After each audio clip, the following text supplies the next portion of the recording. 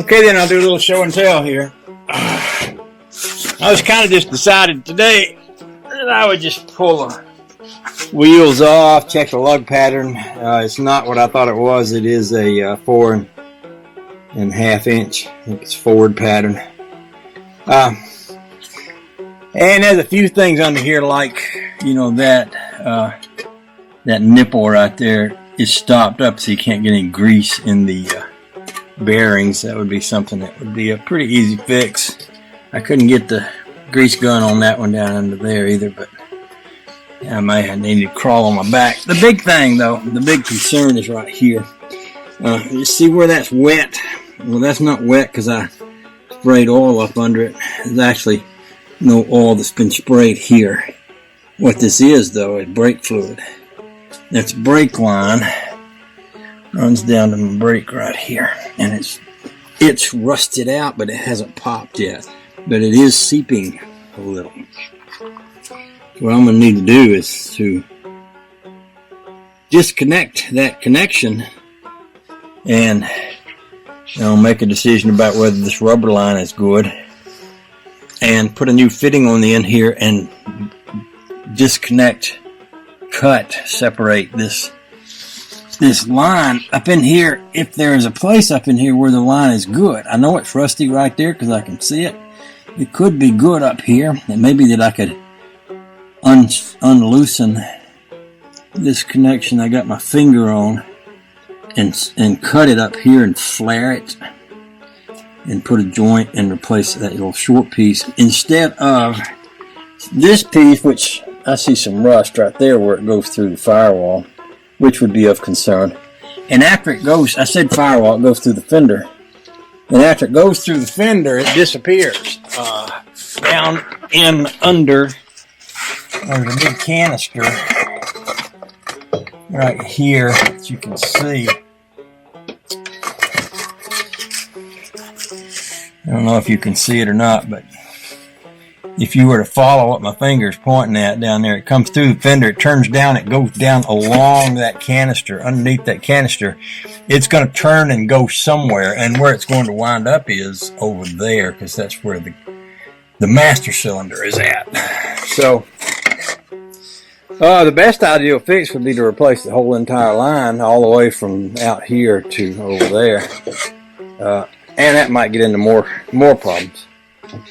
I might find more lines that need to be replaced. But, the reality is, if you've got rusty lines, there's all kind of places you can have them. Now, these lines here that I can see, and I can see lines up under there, they look okay here.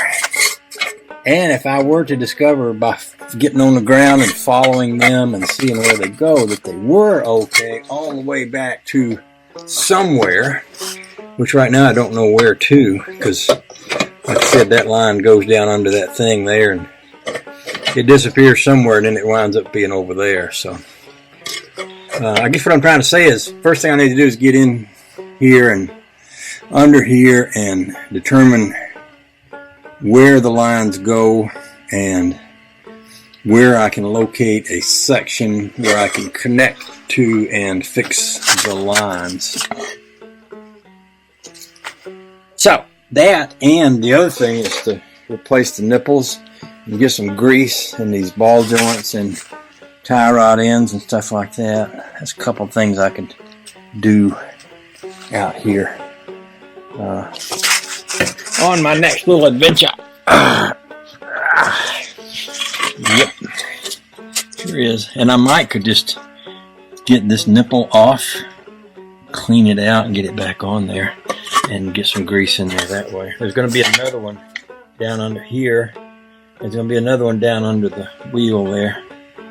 The brakes are pretty good. The brakes, brake pads, they're pretty good. The calipers are fine.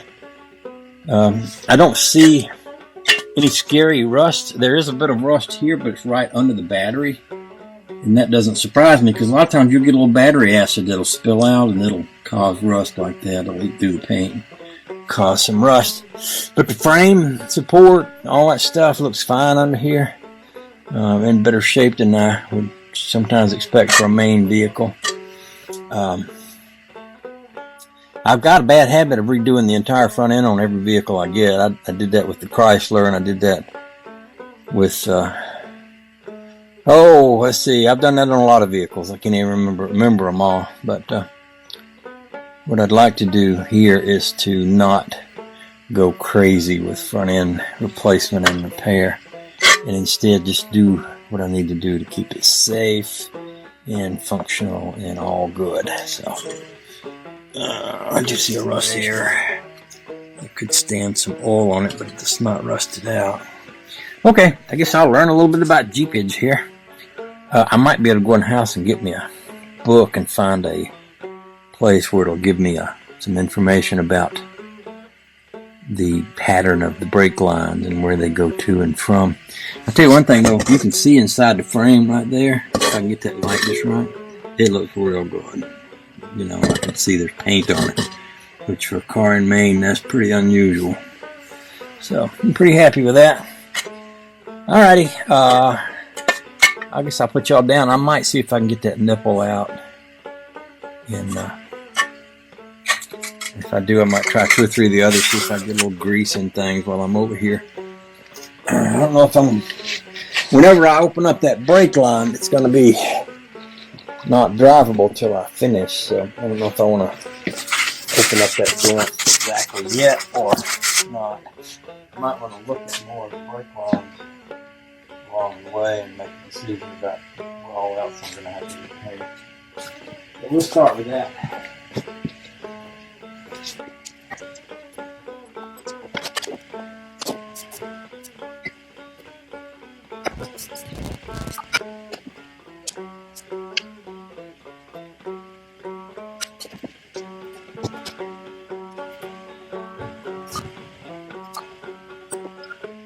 I was able to get that nipple off and blow it out and stick a wire in there and wiggle it around. There's a little ball in the end of that nipple. The ball has to be able to be pushed down in there when the grease goes out. And the grease goes by it, but it won't come back out. I got it unstopped. I'm getting some grease into that now. Probably pretty old and dried up, but even if I can get a little grease in it, it will be a good thing. Because the grease is a lot of what keeps ball joints from coming apart. That's why they want people grease their cars. Get some grease inside the joints and stuff. Helps to keep them from disintegrating. I can tell there's some going in here because the joint is, the rubber in the joint is expanding. That's what I want. Oh, joy. I think what I'm going to do is put the tire back on it because I want to get under here and follow that line over to the cylinder. And I don't want to get under it without a tire on it. I'm not trusting enough of either a jack or a jack stand. I've already had one car fall on me. So what I'll do is I'll throw a little never sees on these lugs, on these wheel studs. As y'all might have noticed, I had a heck of a fun time getting the lug nuts off of this one.